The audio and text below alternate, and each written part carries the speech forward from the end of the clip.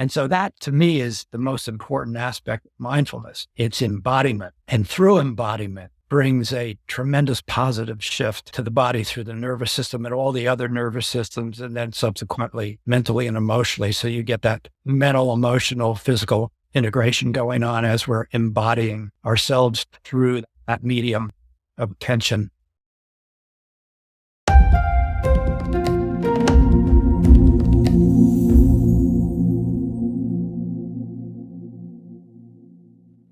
Hello, and welcome to our 34th episode of Views from the Field. I'm your host, Allan Goldstein, founder of the Mindful Teacher Community Network, mindfulness-based stress reduction teacher, teacher trainer, and teacher mentor. I have a passion for learning about mindfulness, consciousness, and the human mind.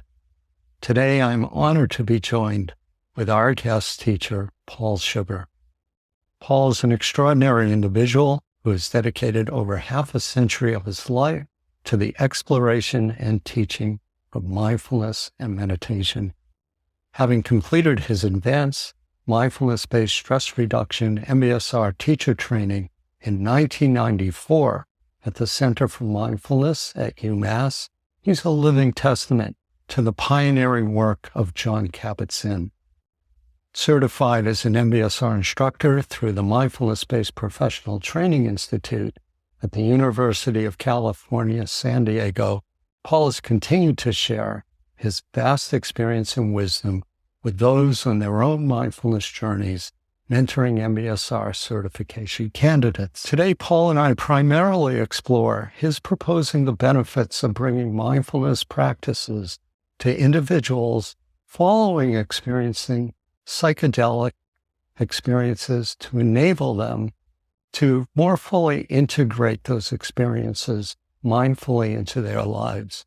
We discuss the nuances of stress reduction, the ancient wisdom with the modern science combined of it, and the profound impact mindfulness practice on mental well-being has.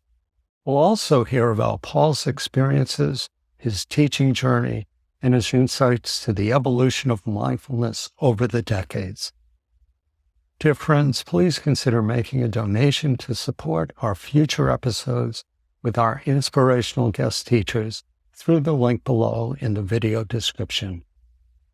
Now, sit back, relax, or perhaps assume your favorite meditation posture as we venture into the fascinating field of mindfulness with Paul Sugar. Whether you're new to this practice or an experienced meditator, I'm certain there's much to learn and ponder through our conversation today. Hi, Paul. Thank you for being here. This came about from our Zoom conversation about 2 weeks ago, and I felt like we should have recorded it, and you agreed. So we said, well, let's go ahead and record, and here we are.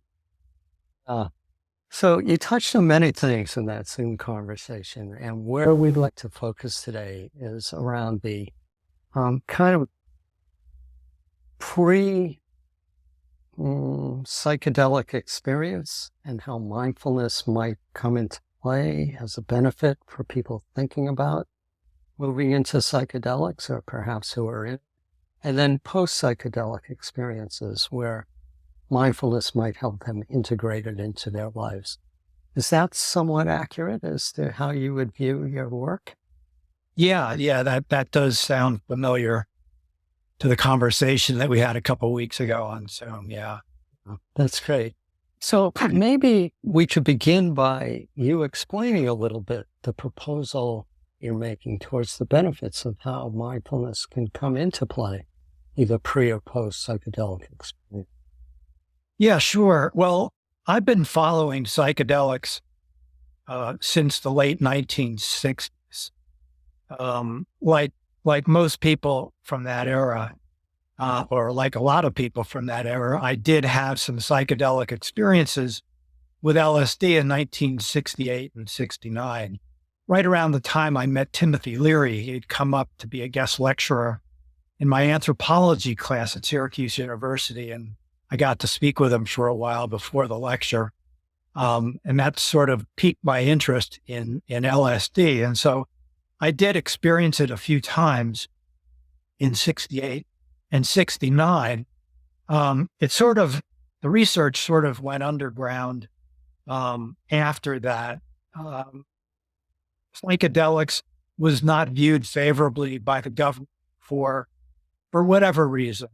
And research was stymied for many decades.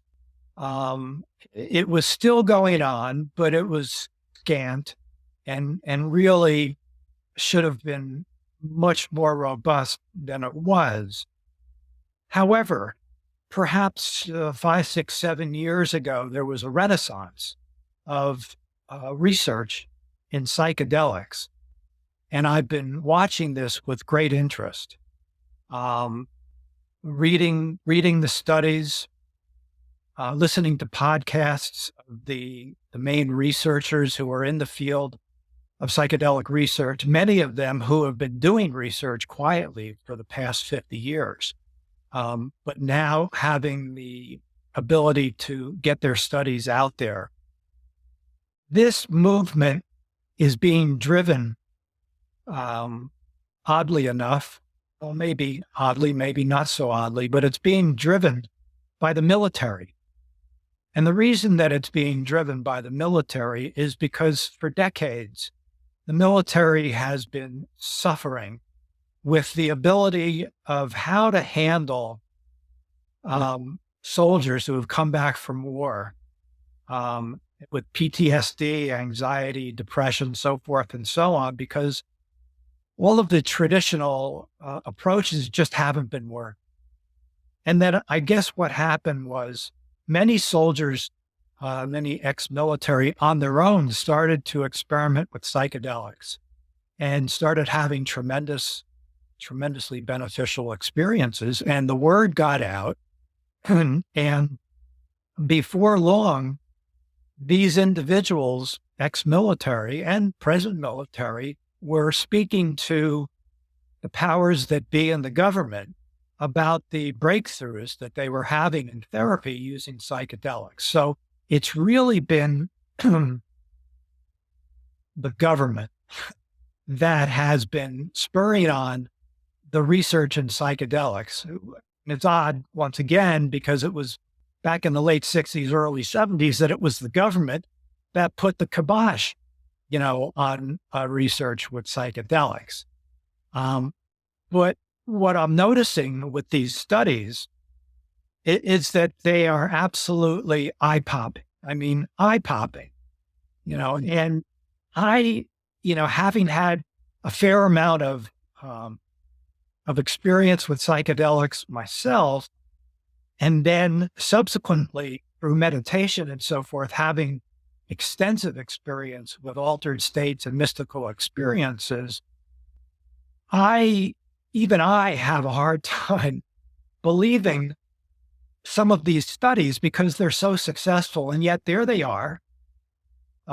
They are very well-controlled studies dealing with very specific diagnoses, primarily PTSD, major depression, suicidal ideation, anxiety, so forth and so on. Although recently I'm following studies that are branching out into other areas of mental and emotional difficulty, so that in the future they may be addressing many other diagnoses as well. But these results are, like I said, they're eye-popping, and I have no choice but to believe them because they're done, double-blind, placebo-controlled, randomized studies by,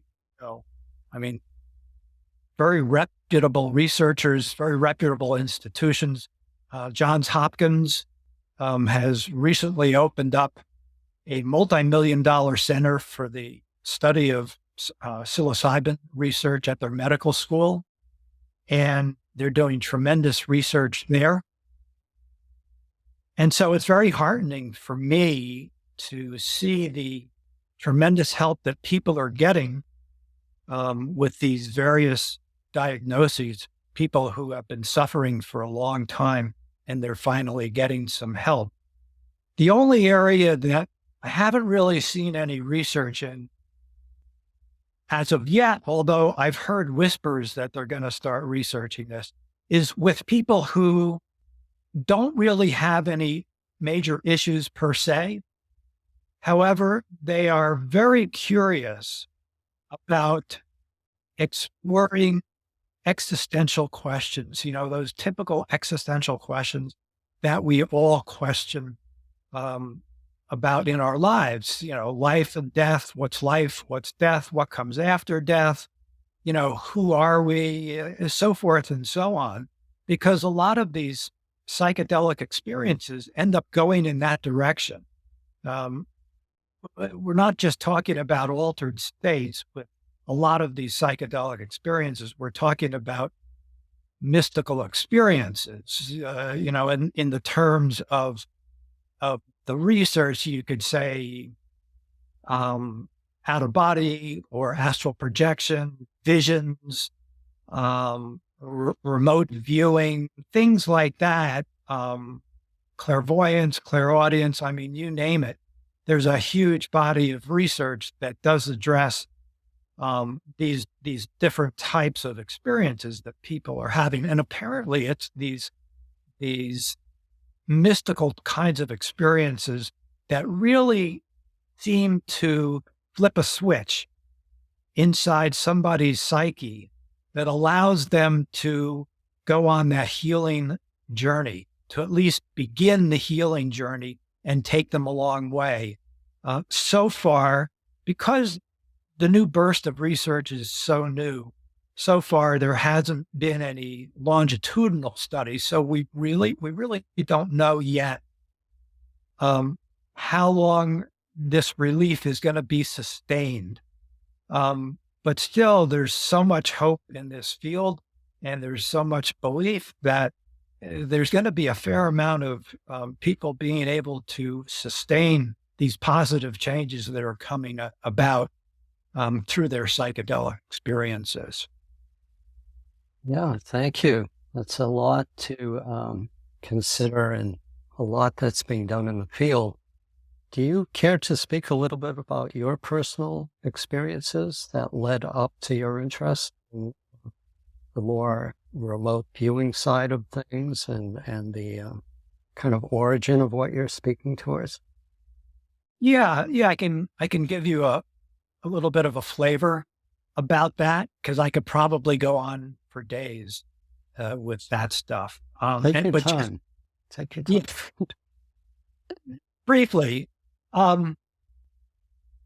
it seems to have started in 1969 with a near-death experience that I had. I was in a terrible car accident where I rolled my car 7 times on the highway, wasn't wearing a seatbelt, and I just knew that I was going to die. And I got to a point as the car was rolling over where I just let go of the steering wheel and let go of everything else.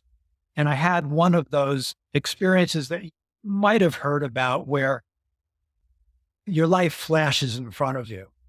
And for me, it wasn't just my life that I had led up to that point. It was also my future life, what the rest of my life was going to be as well. And in an instant, it was just like that. I could see it. I could experience that whole review of life. And of course, I didn't die. I hardly even got hurt in the accident.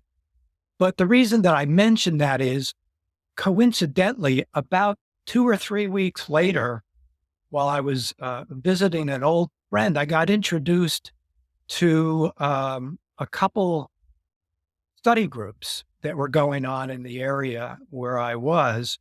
And one was a yoga study group, and the other one, which also included mindfulness, the other one was a Kabbalah study group, Kabbalah being the esoteric tradition of the Jewish religion.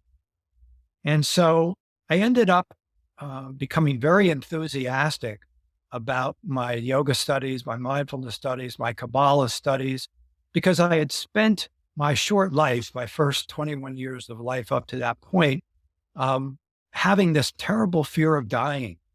And I'd gotten to a point when I was 21, where it was really grabbing me by the throat. And I knew I needed to do something about it to assuage all of that fear and terror that I was experiencing almost 24/7 about dying. And I saw yoga and mindfulness and Kabbalah as a means of me being able, a doorway for me being able to go through to explore um, that experience of death and dying. Because the more I read about these meditative and contemplative traditions, the more I understood that at the core direction of these meditative and contemplative traditions was the study and understanding of death and dying. That was the central piece that everything turned on. It was around that time that I was beginning to realize that I was done with psychedelics. I'd done just LSD, never had any visions or what they call psychedelic experiences, colors, things like that. To me, with LSD, I had the experience of it bringing me to the present moment. Very focused, very clear. I didn't know what to call it back then. But now sitting here talking with you, I realize that the experience was one of clarity, focus, and present moment. And during those 2 years where I did experiment with LSD, I thought that I was missing out on something because so many of my friends who were doing it were having all of these, crazy experiences. And so gradually I ramped up my dosage to finally, the last time I took LSD, I took 25 doses because I just wanted to see if I was missing some. But it turns out I wasn't. Once again, it just brought me to that experience of the present moment, just being very clear and very focused. And so I knew at that point that I was done with LSD and psychedelics. It didn't hold anything more for me. Coincidentally, right at the time that I was getting into meditation and yoga, Kabbalah, and mindfulness. So I left the LSD behind and became very dedicated to my meditation practice. And it was shortly after me learning how to blend yoga and mindfulness and Kabbalah that I started to have what we could call altered states and mystical experiences in a big way. In hindsight, I'm probably attributing a lot of that more to the study and practice of Kabbalah than the mindfulness and the yoga. With Kabbalah, there's a very extensive symbol system that they use in addition to the concepts of it. And so I started integrating into my meditation practice these symbols, holding the symbols, visualization, guided imagery, chanting God names, things like that. And I think that was really part of my meditation practice that was spurring on my experiences of altered states and mystical experiences. And right about that time, I started to have experiences of clairvoyance and clairaudience and remote viewing, all spontaneous. I never tried to have any of that happen. Kabbalah really is the Kundalini practice of the West. One of the early, very interesting experiences was the remote viewing experiences that I was having. I would just be laying in bed and all of a sudden the inside of my head would open up and there'd be like a television screen. And I would be able to travel remotely wherever I wanted to go, all while I was in the body. I'd be lying down on the bed and the inside of my head would open up and I could go wherever I wanted to go. And that lasted for a while and led me maybe a year or two later to meet with a fellow in New York City who was connected to a government project. Actually, it was a CIA project called Stargate. And it was a project that the CIA was developing using remote viewing. And so I consented to go to the headquarters in New York and started working with them for a little while, but decided that it really wasn't for me. It just didn't hold my interest very much because by then I was having many more interesting mystical experiences. I was getting into experiences, out of body experiences. Some people call it out of the body. Some people call it astral travel, whatever you're familiar with. But I would, once again, this would be spontaneous. I didn't try to do it. I would go to sleep and then I would all of a sudden wake up outside my body and then be whooshed off. Typically, I would be whooshed off to classes. It was also during this time that I started having visions of Jesus and going back into past lives, particularly Egyptian lives, exploring. I had a recurring dream since childhood where I'd be wandering through the desert, being exhausted. And every time I tried to sit down and rest, I'd sit on the point of a buried pyramid. So I never got any rest. Finally, at this point in my life, point being the key word, I had decided that I was going to dig out pyramid from the sand. So it took me maybe a month dreaming and digging to dig out the pyramid, finding the entrance, opening the entrance to the pyramid, which was hermetically sealed. So it had that whoosh and I could smell the dampness and the smell of the inside of the pyramid. And then spent a few months exploring the inside of the pyramid, having various mystical experiences in there and so forth and so on. Also during that time, learning how to breathe underwater. Yes, underwater, starting with pool in the backyard, moving into a lake and moving into the ocean. Now I wasn't able to do it in the body, but out of the body, I learned how to breathe underwater like that. So all of these mystical experiences were happening to me, and they were actually taking really second place to the main out of the body experiences, which was, as I mentioned before, I'd wake up out of the body and then be wished off to a classroom. And so for a period of about 20 years, I attended these out of the body classes, probably 2 or 3 times a week.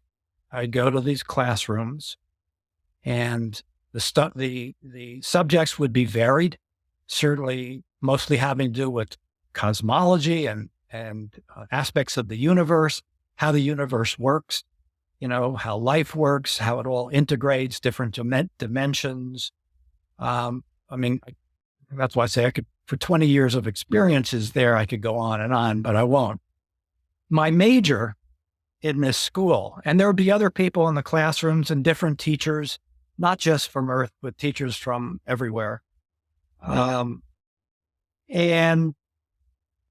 And so my major would be all of these universal subjects, cosmology and all that stuff. And then I had a minor. My minor was death and dying. And so this was my opportunity to overcome my fear of death, I sensed. And so after the regular class let out, I would go off on my own and I would practice dying. And the way that I would do that would be, I would be put in different situations. So for example, sometimes I would die in a nuclear blast, or I would fall off a cliff, or I'd be shot with a gun or a bow and arrow. A lot of different ways of dying, but over the 20 years, I probably died at least 20 or 25 times. Each time having to learn how to sustain awareness and consciousness as I was going through the dying experience.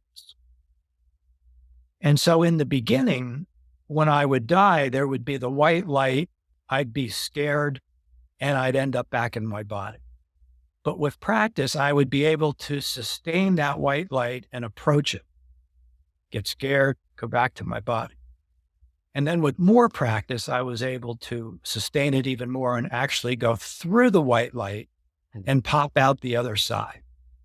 Now, when I popped out the other side, I would find myself out there in the universe. I wouldn't have a body. It would just be pure consciousness. And so I would I would just traverse the universe, explore different planets and stars. I would be able to see all the various dimensions that exist with all the different heavenly bodies, many dimensions. I can tell you there's a lot of activity going on out there. And so I learned a lot and also established a connection between the knowledge base that I was able to gather out there with these experiences and stuff that was in my body. And so that by shifting my attention to those experiences, I could access that knowledge and wisdom base. And it was during these experiences, not just the out of the body, going to school, traversing through the universe, but the remote viewing as well, where I learned the importance of attention. And I've learned how important mindfulness was on that part of my experience. Because if I wasn't able to hold my attention right there in the present moment, I'd end up back in my body, or I'd end up going somewhere where I didn't want to go. And so I realized that it was all about that present moment attention. And then I also learned that there was a connection between the present moment attention out there and the present moment attention in the body. Very, very closely connected, very, very important. And so that was my lesson about learning the importance of mindfulness and present moment attention.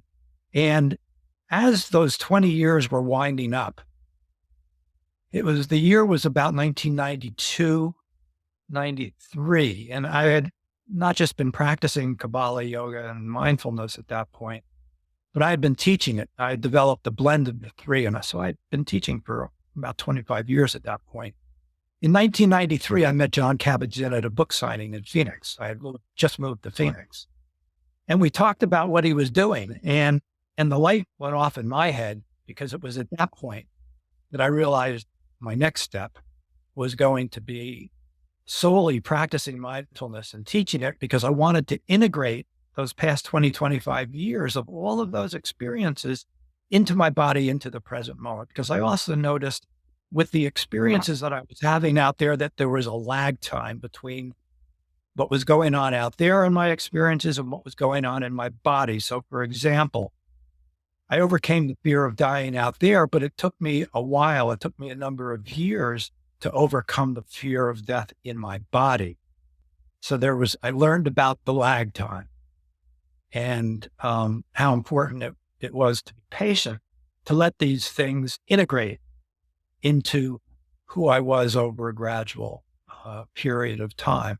And so that's when I started practicing and teaching MBSR and mindfulness, so forth and so on.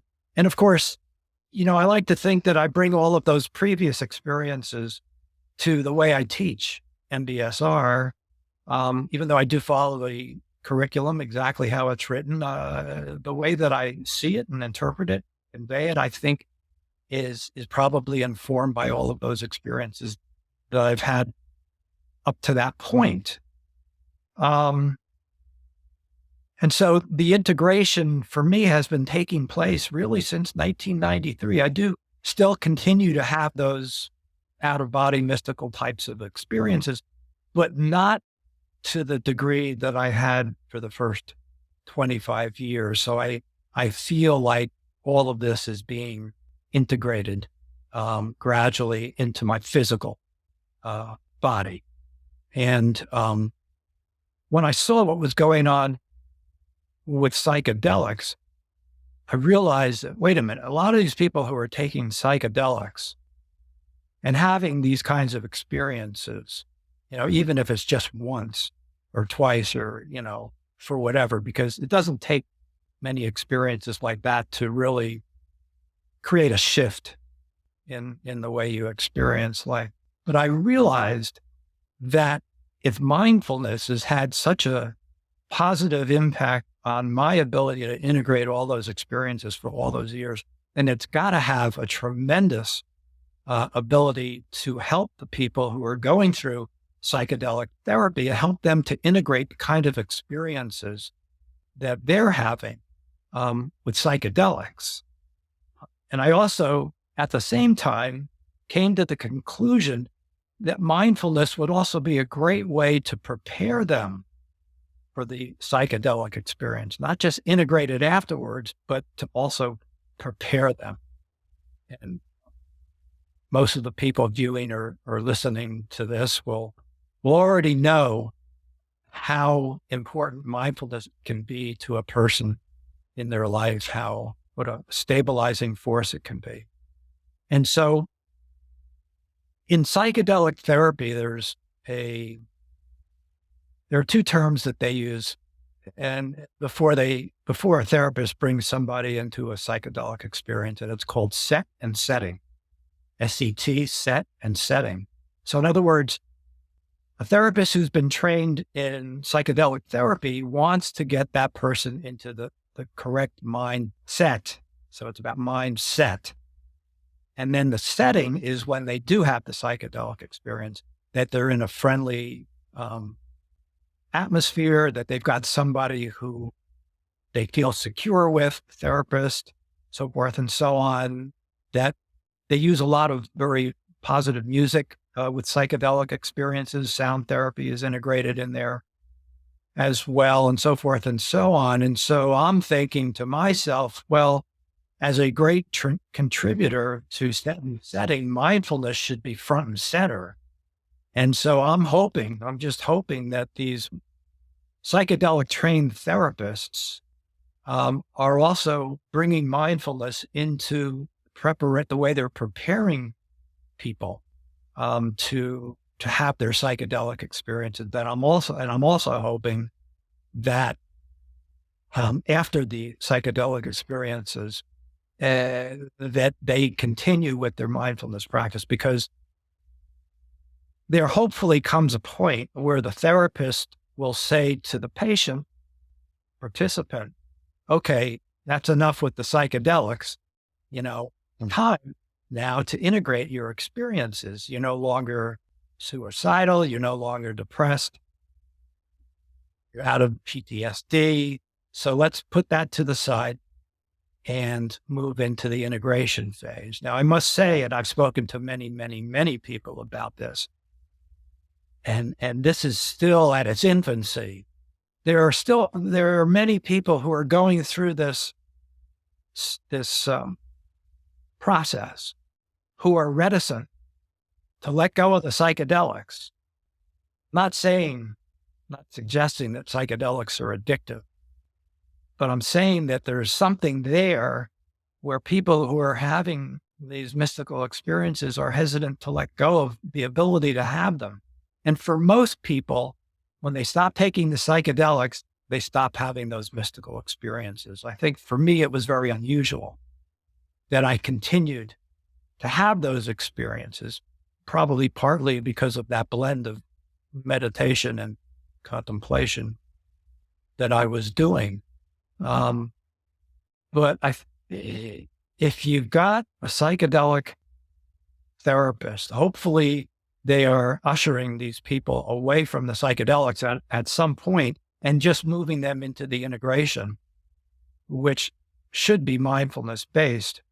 And so I would like to take this opportunity to encourage the mindfulness teachers out there to step into this field, because this field is a big, big, big deal. This field of psychedelics tells me that there's a huge shift going on right now on the planet. People, and this might have been brought to the surface by COVID and forced solitude and stuff. Maybe it brought stuff that was just under the surface or brought it to the surface. But people are passionately questioning, having those existential questions to the point where it's creating a tremendous amount of agony. We've all heard about the crisis that's going on in the field of mental health which includes emotional health, which of course spills over into physical health. We know that that's going on, not just here in America, but worldwide. And so the field of psychedelics is in its infancy, as I mentioned a couple minutes ago, and it's just going to get bigger and bigger because the research is more and more impressive. I would say within a year, MDMA is going to be legalized. That's ecstasy. Now, that's not a psychedelic per se, but it's been shown to be very, very effective in certain diagnoses. And shortly thereafter, I believe that psilocybin will be legalized as well, primarily due to the research at Johns Hopkins Medical School. And that's a true psychedelic. And I think shortly after that, we're going to see LSD being legalized. And all of this legalization, by the way, is going to be under very controlled circumstances, with certain diagnoses and therapists need to be qualified, to do this and so forth and so on. There are other psychedelics. I think there are ways away. I don't know if they'll ever be legalized, but stuff like ayahuasca, which has become very popular, with people going to South America and seeking out, people who are knowledgeable with that. That's really the Wild West. That's, completely unmonitored. But, once again, it speaks to the thirst of people who they've got to know. They just have to know what's going on, and they need to heal themselves because they're in such pain and suffering from whatever fears and anxieties and so forth that they're having, and their inability to answer those existential questions that are pressing on them right now. Yeah, absolutely. It's striking to me how synchronistic and full circle this has all become. When Ram Dass and Timothy Leary were at Harvard experimenting with psychedelics back in 61 to 63 before they got fired, there were existential threats and questions and things like that. And you and I are kind of the same age, so, we remember what those were for us, including Vietnam, which helped propel a lot of our experimentation and the kind of dissolution of Camelot in the American society, and that dream of that with John F. Kennedy's death and Martin Luther King's assassination, both of their assassinations. Now, if anything, the existential threats are ramped up on steroids, if I could say with drug analogy. And we don't have to name them all. We know what they are. And as you mentioned, we just came out of COVID. Well, we didn't really come out of it. It's still here. So all of this is really interesting to me because it was in our lives. And I do appreciate so much your being so candid with your personal experience. And that takes a lot of courage to do that publicly. And I know that's important for all of us to do that, especially at this age, because as we talked about the other week, if not now, when? Yeah, and I may add that it took me 50 years to speak about these things. Yeah, this is not done lightly. Yeah. So here we are, and kind of coming full circle now. Richard Alpert at Harvard, before he met Neem Karoli Baba and became Ram Dass, kind of gave up the psychedelics, and they did massive amounts of it. Liquid acid tests is a famous example of that. And it's also interesting that the CIA might have been involved in those days with their work too, and you were with the CIA and remote viewing a bit. So it is a drug. LSD is a drug, and mindfulness meditation doesn't require any substance other than becoming aware of the substances we need to live, like the breath. So a big part of what I'm sitting with and what I wonder about this renaissance in the use of psychedelics, as you say, there is an addictive quality. I don't know if you went that far. You said there might be. I think that, most likely it's a drug. People get addicted to drugs. What is the ethical dilemmas we might be facing in terms of applying mindfulness, which coming out of the Buddhist traditions would be not about attachment, not about extraordinary experience that are drug-induced, but might occur from our own moving inward and concentration and focus and cultivating mindful awareness. So where do you see the ethical kind of boundaries of taking our work and how we're moving it into this field, which is being heavily researched by people who are involved in the research of our work? So it's being embraced on that level. But how as teachers are we, how do you view us moving into this kind of razor's edge of ethics? Yeah. Mindfulness, as we all know, has so many positive effects on us.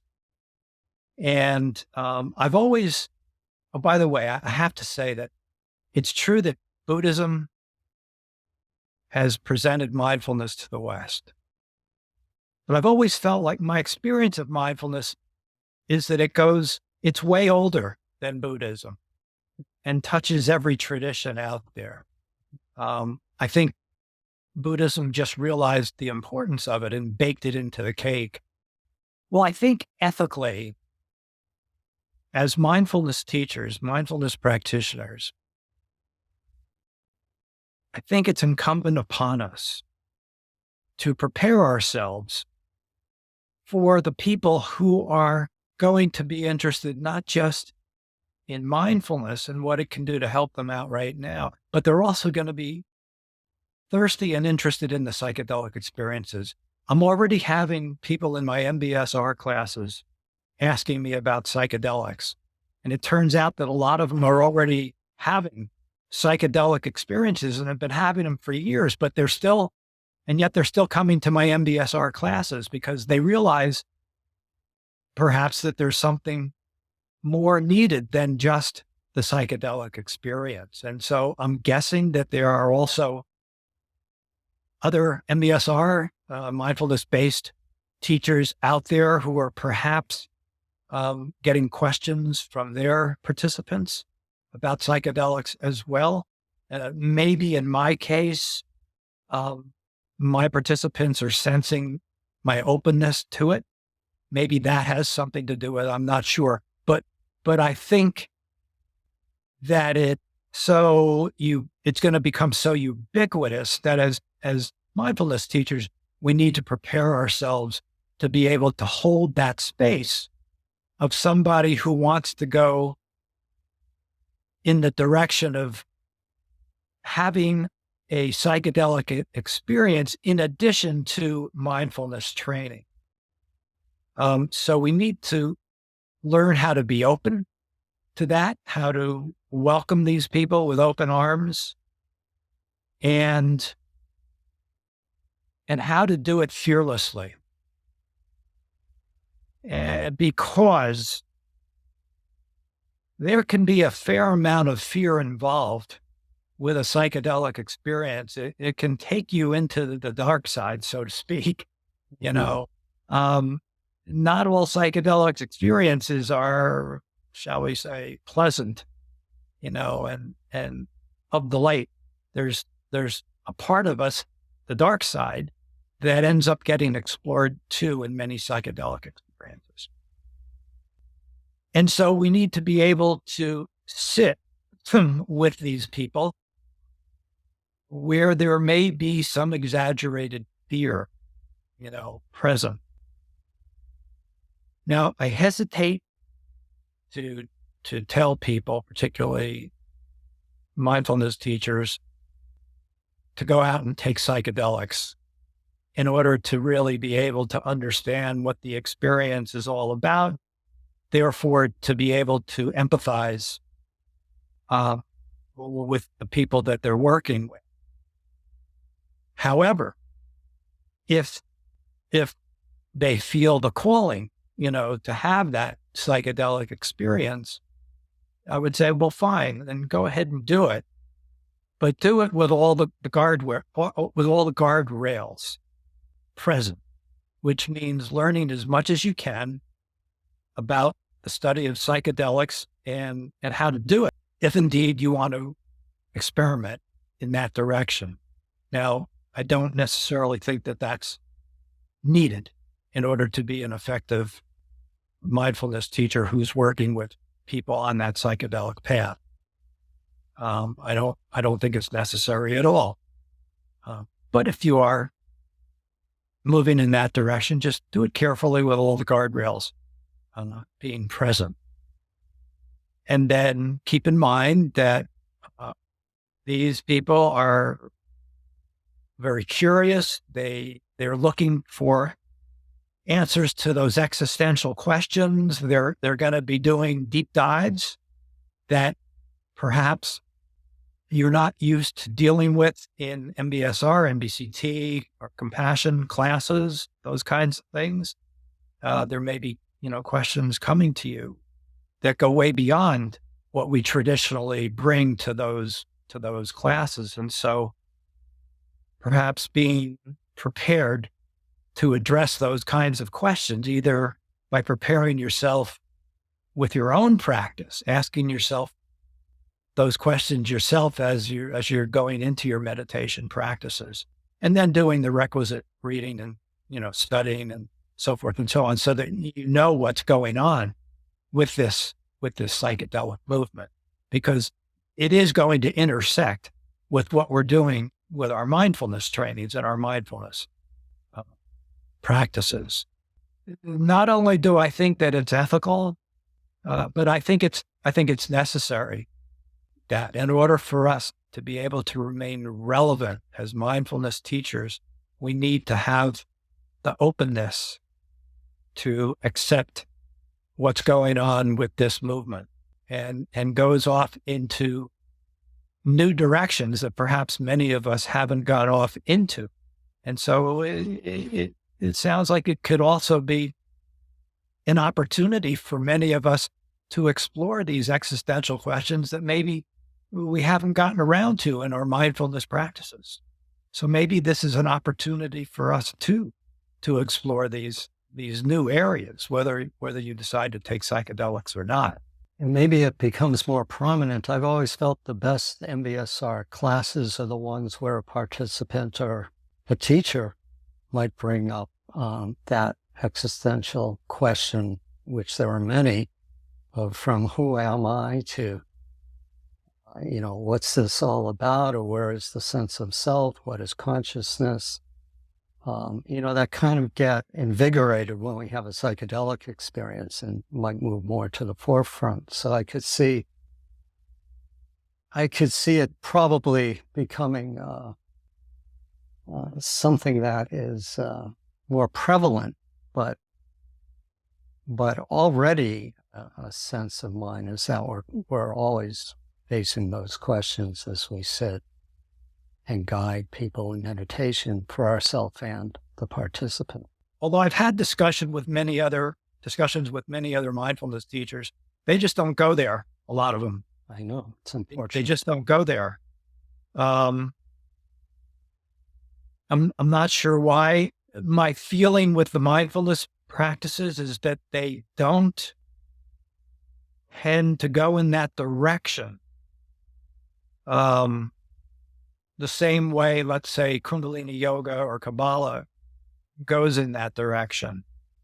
Although I'll say in MBSR and MBCT a little bit, in MBSR, particularly in class 4 and a little bit in 5, we do have an opportunity to talk about that phenomenon of how the autonomic nervous system gets stuck in the fight or flight mode, and how for some people it lasts for decades. I've had people in my classes tell me, well, yeah, I just realized that I've been stuck in fight or flight for 30 or 40 years because I'm afraid of dying all the time. and I can see how all of the other negative emotions that I'm experiencing are simply iterations of that primary directive that's baked into our autonomic nervous system, which is the directive of survival. How do we best survive but to bake in that fear of dying? That's how we best survive. So central to these practices, central to the body, is the exploration of our survival instinct, which is expressed through that fear of dying. So at some point, we need to address that fear of dying, particularly with mindfulness practice, as that autonomic nervous system comes out of the fight or flight mode and that fear starts going away. Most people also experience all those different iterations of the fear, like anger and hostility and loneliness and frustration, all of those negative emotions. They start going away by themselves because you're addressing the main culprit, which is the autonomic nervous system and the survival instinct. So in a way, we do have that opportunity as teachers to open the door.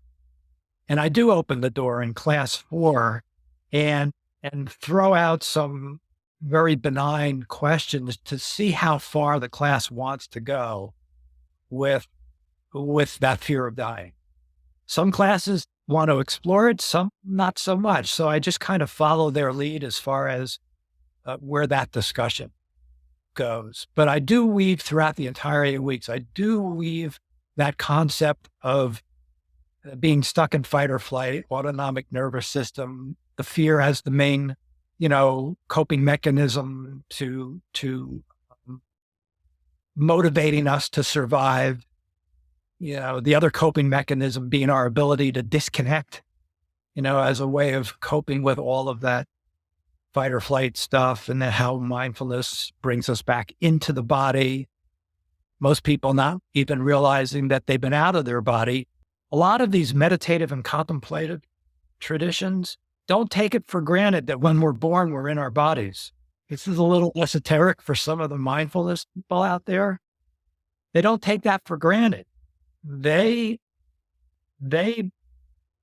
follow this path that during our life, it's up to us to become embodied, which is one of the many, many reasons why the mindfulness practices are so perfect, because through the medium of attention, we're bringing that part of ourselves into our bodies and we're connecting. The body knows when we're disconnected. It knows when we're connected.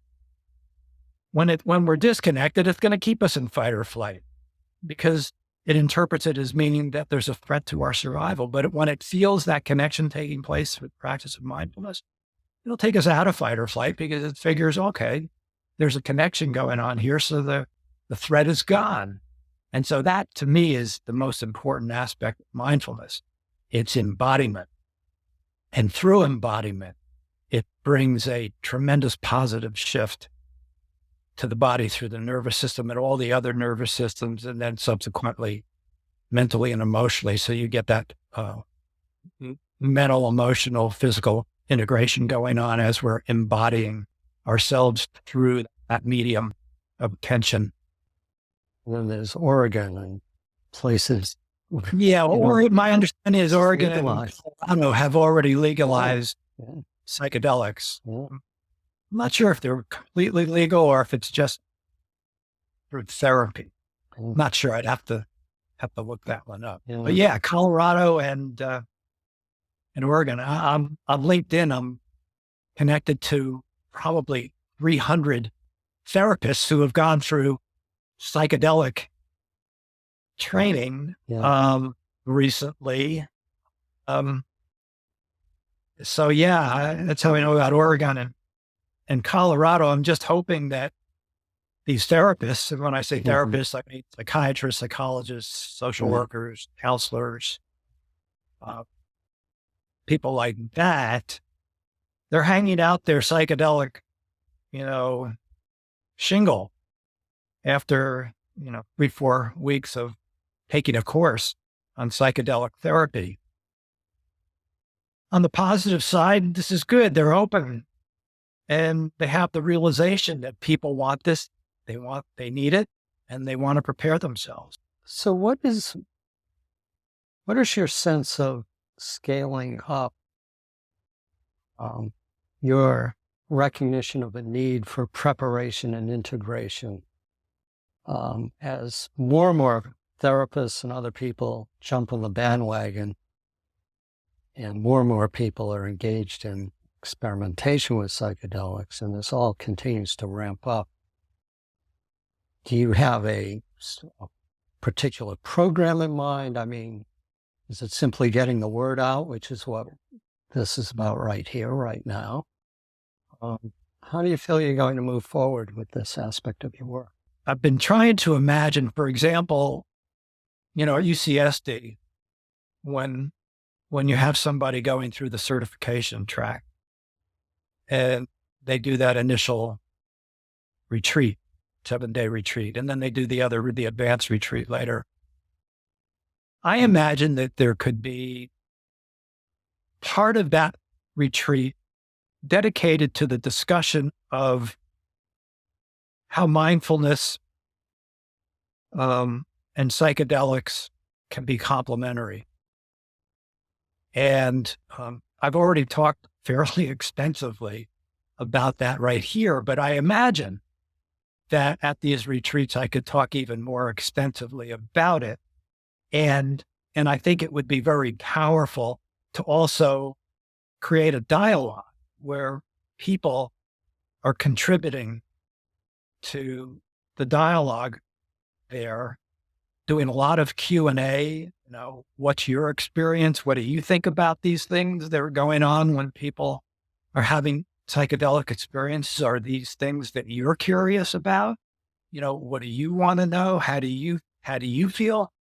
This is going to fit into the way you certify somebody to teach MBSR, MBCT, compassion, whatever. It would be a great starting point. I don't know that we need to add in a course on psychedelics where, people are learning about all the different psychedelics. You could just pick up a book. There's a new one that came out. Forget his first name. I think Rick Strassman, I think is his name. He's been researching psychedelics for over 50 years, and he just came out with a new book called The Handbook of Psychedelics. So, somebody could read that and at least intellectually they could understand what's going on. I think Rick also wrote that book, The Spirit Molecule. He's one of the leaders in the field of research out there. So that could be something that they could prepare, but I think the discussion, maybe doing some meditations around those discussions, mindfulness meditations, exploring. I think that could be the direction that we could go with how to train mindfulness teachers. Is there any research at the moment specifically on combining mindfulness with taking psychedelics for the mental health benefits that ensue? You might want to mention what some of those benefits are that's showing up in the research. I'm just not aware of it. The money is being spent, the effort is being made in the very specific space, of psychedelics, not how psychedelics combine with this or with that. How do psychedelics combine with mindfulness? How does it combine with basketball? How does it combine with drinking wine? Yeah, eventually I think these things will happen and there will be research. But once again, the realization that we're truly in the infancy right now of research in the psychedelic field, even though it's been happening at least underground for over 50 years, but now way above ground for the last 4 or 5 years. And absolutely. Do you have any advice or anything else you would like to tell either the future participants in MBSR programs that we might see who might be taking psychedelics now or thinking about it, and likewise you've spoken towards the teachers, but any other thoughts on that you would like to say both to the takers and the health caregivers. As we all know, in the mental health field particularly, but also in the physical health field, many doctors, nurses, mental health professionals are bringing mindfulness into their therapeutic practice. We need to continue along those lines where we're bringing that mindfulness training to somebody who is having, the desire to look more deeply into the existential question, and giving them the understanding about how mindfulness can prepare them to go into the experience much more balanced and therefore with much less risk, putting them on the path of lifestyle changes, eating well, exercising, mindfulness practice. People in the mindfulness field should embrace, I think, the importance of bringing the preparation and then afterwards the integration of mindfulness into whatever path they end up wanting to go in with the psychedelics. Well, I think, Paul, you at the Scottsdale center that you have for health and medicine in Phoenix, you're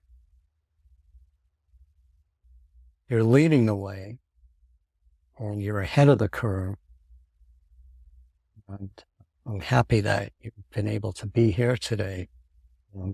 In any way, this is being seen by somebody who's thinking about taking psychedelics or getting off psychedelics. Maybe they could look you up in some way. Is there any thoughts you might have as to how to reach out to you? Yeah, if you just go to my website, which is stressbeaters.com, stressbeaters.com, it'll give you multiple ways to contact me. Thank you. We'll have a link to that in the video description below. Excellent. Yeah. Thank you, Paul. Deep appreciation for your sharing this. It's important. And taking the lead as courageously and bravely as you are in addressing it, and calling on us as mindfulness teachers to take a look at this and know that we're going to be facing a lot of participants who are having psychedelic experiences in the future. It's very valuable work you're doing, so thank you.